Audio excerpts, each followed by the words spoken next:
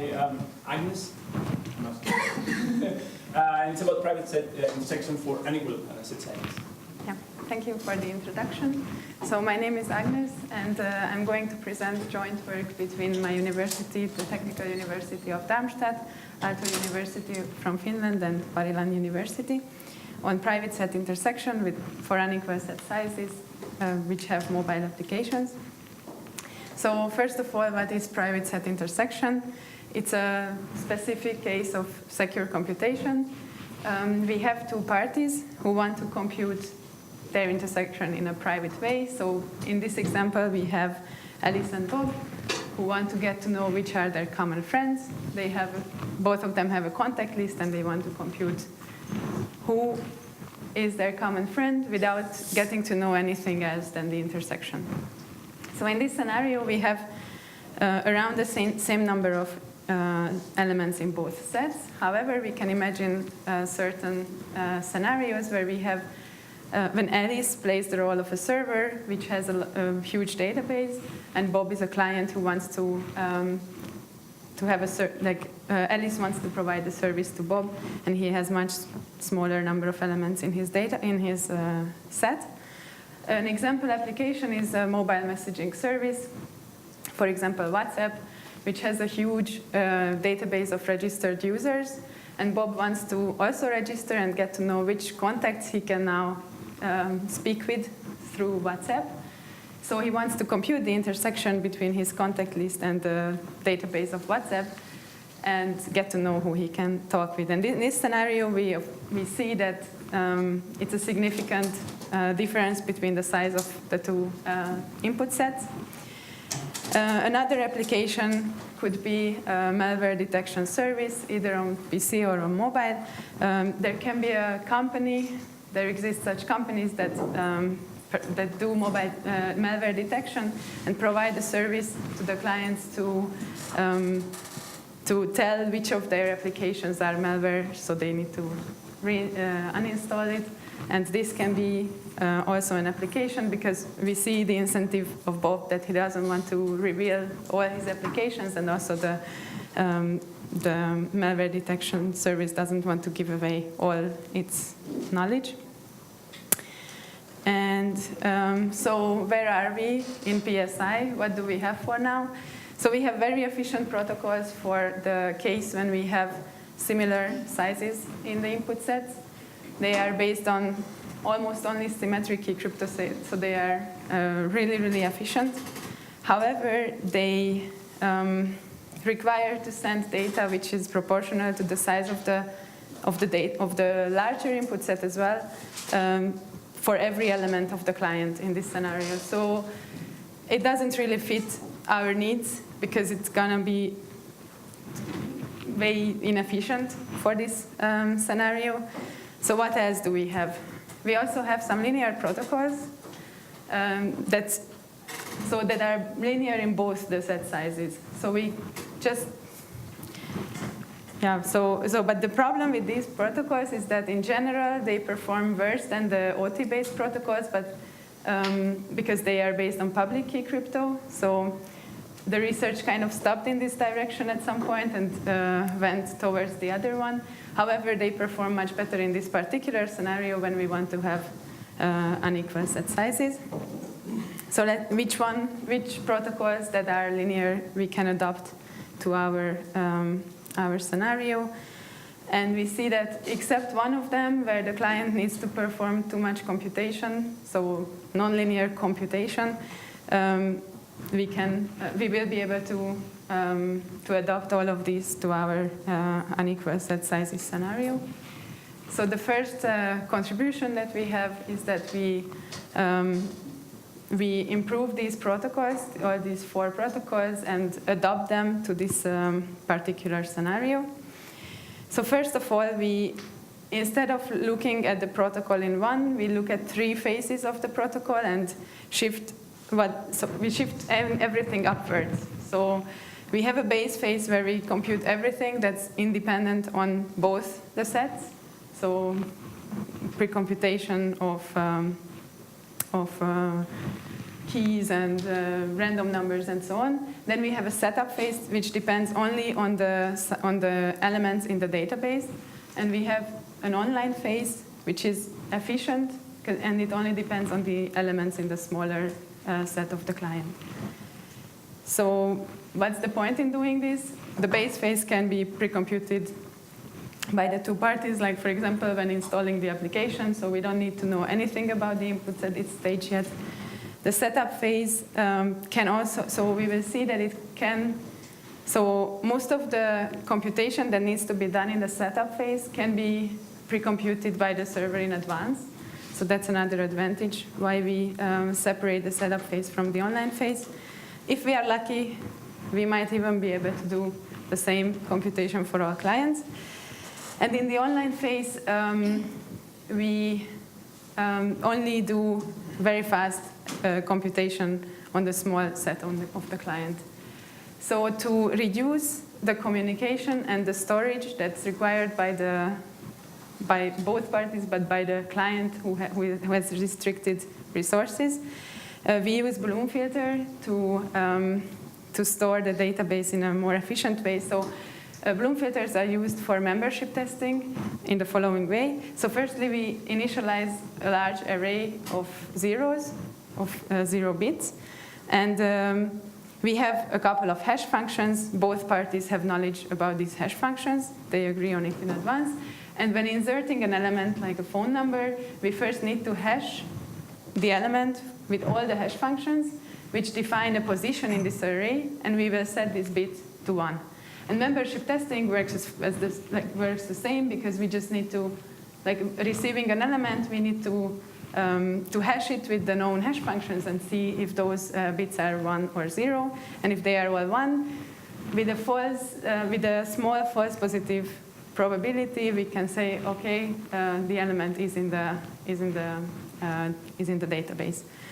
Of course, we will not ever insert plain text elements in this Bloom filter, because that would be insecure. So we first encrypt it and then insert it in the Bloom filter. I just want to point out that we never insert clear text elements in the Bloom filter. And the false positive rate can be controlled by making this array larger. So if we want smaller false positive rates, then we will have a larger array. But it's a much better way to store the database than just storing it encrypted. Okay, and we can also do updates in this Bloom filter by either sending the encryption of the elements or the positions that need to be updated. And so it depends on the parameters, which is the more efficient solution. So depending on our scenario, how big our set is, and so on, we need to see which of those is the more efficient, and we need to do the updates depending on that. And if we want to allow for deletion, we need to use counting Bloom filters. The only difference is that we have small counters instead of bits in the array, and then we can decrease these counters also if an element needs to be deleted. So just to have a high-level overview on how these protocols work. So the ones that are based on, there are the ones that are based on oblivious pseudorandom function evaluation. There are 3 variants of this. One based on RSA, blind signatures, one based on so-called now Reingold pseudorandom function, and one based on a garbled circuit evaluation of AES. So it's an AES-based protocol. And so the high-level overview, we have a base phase where we just do pre-computation that doesn't depend on the data. We agree on the keys, on the parameters, and do some pre-computation. And then in the setup phase, the server will encrypt all its database and insert it in the Bloom filter, sends the Bloom filter over to the client, who then stores this Bloom filter. And in the online phase, the client will be able to request the encryption of his elements in an oblivious way. So the server will not know what he's encrypting, and send back the encryption, which can be then unblinded by the client, and he will know the encryption of the element and can check locally if it's in the Bloom filter or not. So he will be able to verify if the element is in the intersection or not locally. And then there's another solution based on Diffie-Hellman. it's the general Diffie-Hellman way. There are two keys generated by the server and the client in the base phase. Then the server will encrypt the database with his key, send it over to the client, who will also encrypt all the elements and then insert it in the Bloom filter. So we see here the communication is much more than in the previous solution, because there we were only sending the Bloom filter. But in some cases, we might allow this for more efficiency. In the online phase, what happens is that the client will encrypt his element, send it to the server, who also encrypts it with his key, and then send it back. And so the client can check if the element is in the intersection in the same way as before. Okay, so we also implemented all these protocols to see which perform better in which scenarios, and like a prototype implementation, both in mobile setting and if we have two PCs that want to perform this. So let's first look at the scenario where we have two PCs. So we implemented these protocols in C, C++. We were lucky because we could use the hardware-accelerated version of AES for the last protocol, so both for encrypting the database and for the garbled circuit evaluation there, whoever knows what that means.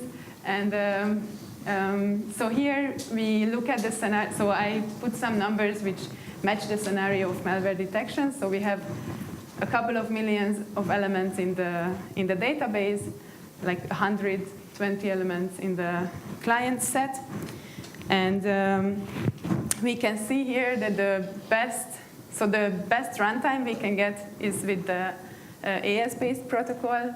However, it requires the most communication and storage in the base phase, because the client needs to store some garbled circuits, and that makes it less efficient, and in some scenarios that might be prohibitive, so we need to go for a less runtime efficient solution in that case, and we can go for Nauerine called PSI, for example. If we don't have ASNI, then this solution is out of the question, so it becomes way less efficient than all the others. And if we have, so we implemented it in Android and with Java, and there we couldn't use ASNI. Also, the elliptic curve crypto version of the Diffie-Hellman protocol became less efficient because that was also not better. The finite field version was better on the mobile than the elliptic curve version. And so we see that here the best solution, so with the same numbers here, the best solution would probably be the RSA-based PSI protocol. And then if we look at a bigger, like a much larger scenario with more than 1 billion users in the database for a messaging service and a bit more elements in the client set as well, then we see that this becomes inefficient. So we're not too happy to perform days of computation in the setup phase. And so those days go for encrypting the database, so the billions of elements. And can we do anything about that? So what we have seen is that we can use the same encrypted database for multiple clients, and then we can assume that the service provider will be able to encrypt the database, do this couple of days computation at some point, and then just use this encrypted database inserted already in the Bloom filter and send it either in a content delivery network or so just send it to all the clients, the same encrypted database. And this helps us save, in most of the cases, except for the Diffie-Hellman case, it helps us to save all these days of computation, or just a couple of hours. So for Diffie-Hellman, we don't save it because the client also participates in encrypting the database, so we can kind of cross this solution out. And then we see that there's still a problem, which is that we need to store around 5 gigabytes of data in the client side. So the communication would maybe be okay, but we also need to store this 5 gigabytes of data in the mobile. So that's not that practical yet. So there's another work that just came up 1 or 2 weeks ago, which uses cuckoo filter instead of Bloom filters. So they managed to go down to around 4 gigabytes instead of 5.4. So that gives us some hope. Maybe it can get better for this scenario as well. But so here the best would be to use RSA PSI in any case if we are allowed to store this amount of data, because that's the most efficient solution. So in summary, we have studied all these protocols. We wanted to see if there's a generic best solution in this scenario, but we've seen that it depends on the parameters, which scenario is the most efficient for our particular application. And we extended with a couple of new ideas also. So thank you for your attention. I'm happy to answer questions.